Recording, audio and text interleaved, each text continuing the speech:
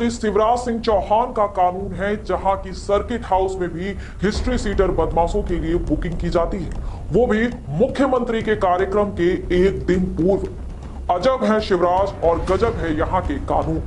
जी हाँ, हम बात कर रहे हैं रीवा में और रोजगार सम्मेलन के नाम पर मुख्यमंत्री के आगमन के एक दिन पूर्व और राजनिवास में कमरा नंबर 4 हिस्ट्री सीटर बदमाश विनोद पांडे के नाम बुक कर दिया जाता है और वहां पर प्रतिष्ठित व्यापारी समदड़िया बिल्डर के द्वारा बुलाया गया बलात्कारी बाबा एक नाबालिग कन्या के साथ बलात्कार का घिनौना कृत्य करता है और फरार हो जाता है।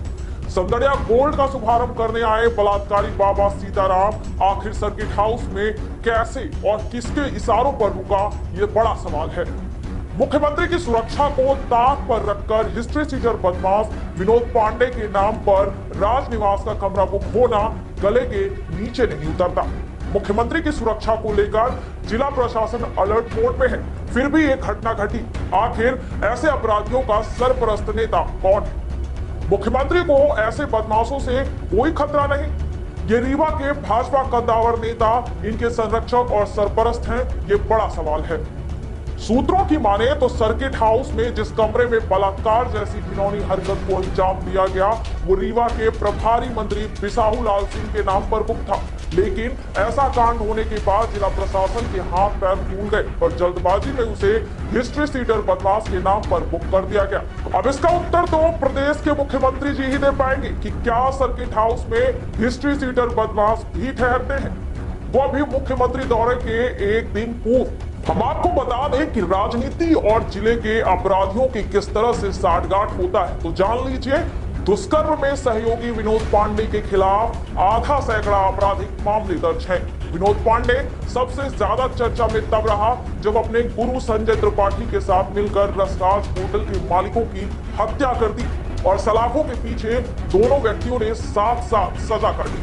आज राजनीतिक गंदगी का सबसे बड़ा उदाहरण सामने आया कि एक हत्या, दुष्कर्म, मारपीट जैसे आरोपी को राजनिवास में एक तरफ जहां आश्रय मिलता है तो वहीं इन्हीं के सहयोगी रहे संजय त्रिपाठी इनके स्वागत के लिए होर्डिंग लगवाते हैं।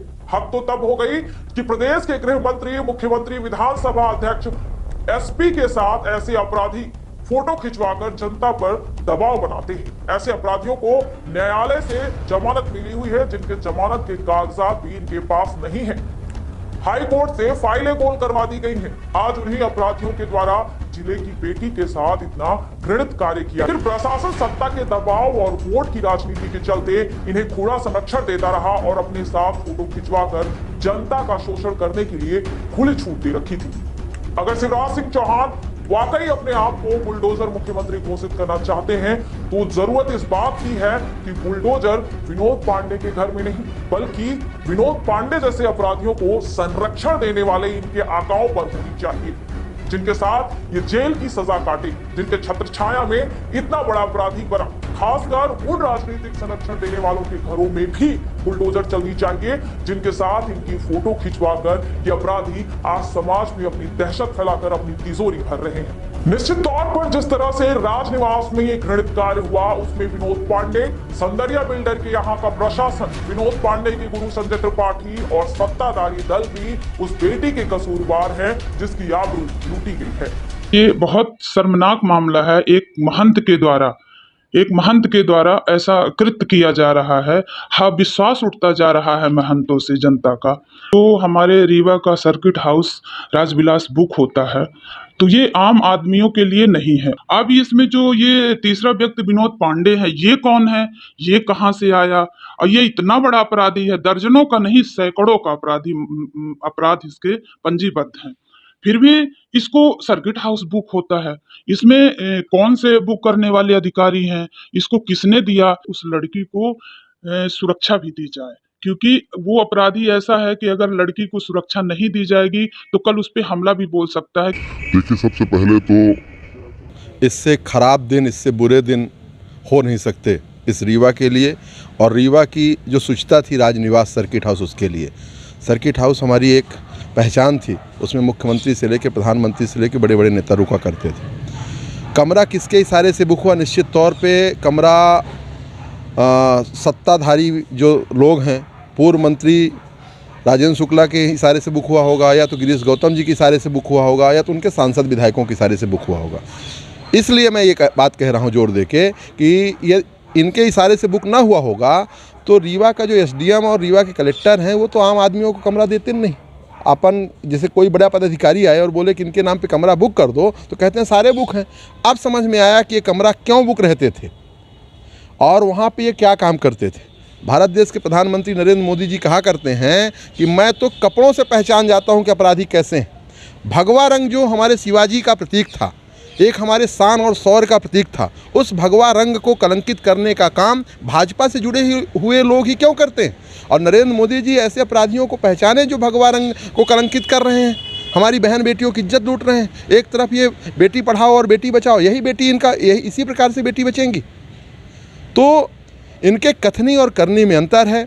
शिवराज जी बोलते कुछ हैं, मैं कहता हूँ कि उसकी फ़ोटो एसपी के साथ है, गृह मंत्री के साथ है, विधानसभा अध्यक्ष के साथ है, कलेक्टर के साथ है। वो सबको अपराधी जो है वही सबको आशीर्वाद दे रहा था, इसी प्रकार को आशीर्वाद दे रहा था। उसको क्यों नहीं पकड़ा जा रहा। और शिवराज सिंह चौहान को इस रीवा की धरती को कलंकित नहीं करना चाहिए। जब तक अपराधी ना पकड़ा जाए तो उनको आ किस उद्देश्य से रहे हैं। उनको ऐसे अब ग्राउंड जाने से पहले वो सर्किट हाउस जाएँ, सर्किट हाउस जा करके उस पहले बेटी से मिले। क्या वो बेटी उनकी भांजी नहीं है जिसके साथ इतनी बड़ी घटना घटी। 3 दिन से अपराधी राजनिवास में रह रहा है। शहर में स्वागत के अपराधियों के पोस्टर लगवाए गए हैं स्वागत में। क्या मानते हैं यही बुलडोजर है, इन्हीं के सहारे प्रताड़ित। देखिए, मैं फिर से कहना चाहता हूं कि इनकी कथनी और करनी में बहुत अंतर है। ये कहते कुछ हैं, करते कुछ हैं। जिस प्रकार से ये अपराधियों के बैनर पोस्टर रीवा से सजाए गए, इनके पीछे कौन है। जब तक ये जनता नहीं जानेगी कि इनके पीछे कौन है। अपराध करते हैं और ये यहाँ से भाग जाते हैं। इसलिए भाग जाते हैं क्योंकि उनकी वो एसपी के साथ तालमेल है, उनको सुरक्षा दिए हुए हैं। अपराधियों के नाम कमरे कैसे बुक हो जाते हैं। तो इनके पीछे तो देखिए ऐसा है, ये भाजपा का असली चाल चरित चेहरा यही है। और इससे ज़्यादा दुष्कृत, घटित, निंदनीय काम हो नहीं सकता। ये रीवा और बिंद को कलंकित किया गया है। मैं तो यही कहूँगा कि शिवराज सिंह चौहान जी, आप रीवा तब तक मत आओ जब तक ऐसे अपराधी जेल में न चले जाएं। महिलाओं की आबरू के साथ खिलवाड़ करने वालों को अगर सजा नहीं दी जाती तो जनता का विश्वास सरकार से उठ जाएगा। क्या यही चाल, चरित्र और चेहरा है। कुछ समय पहले ही Guinness book of world record में नाम दर्ज करवाने वाली महिला को प्रताड़ित किया जाता है। प्रताड़ित करने वाला कोई और नहीं बल्कि रीवा विधायक राजेंद्र शुक्ला का खास महिला का पति मोहित टंडन था। आए दिन सेक्सुअल हैरेसमेंट के मामले सामने आते हैं जिसमें कई बार ऐसे नेताओं के साथ जुड़ चुके हैं। सबसे बड़ी दुखद बात तो ये है कि ऐसे अपराधी नेताओं के साथ फोटो खिंचवाते हैं, इनका चरण वंदन करते हैं और नेताजी इन्हें आशीर्वाद के स्वरूप इस तरह से घृणित कार्य करने के लिए आशीर्वाद देते हैं। अगर पुलिस प्रशासन को ईमानदारी के साथ खाई गई शपथ का तनिक भी जज्बा है तो बुलडोजर चलाने की आवश्यकता उन राजनीतिक, सामाजिक मुखौटा ओढ़े ऐसे अपराधियों के ऊपर चलाने की है जो खुलेआम नंगा नाच कर रहे हैं। मुख्यमंत्री शिवराज सिंह चौहान अपने आप को प्रदेश की बेटियों के मामा कहलाते हैं, लेकिन उन्हीं के पार्टी के स्थानीय नेता अपराधियों को संरक्षण देकर उन्हीं की भांजियों के साथ दुष्कर्म जैसी वारदात को अंजाम दे रहे हैं। घिन आती है ऐसे राजनीतिक से, घृणा आती है ऐसे प्रशासनिक अमले से जो खुलेआम अपराधियों को संरक्षण देता है और निर्दोषों को अपराधी बनाता है।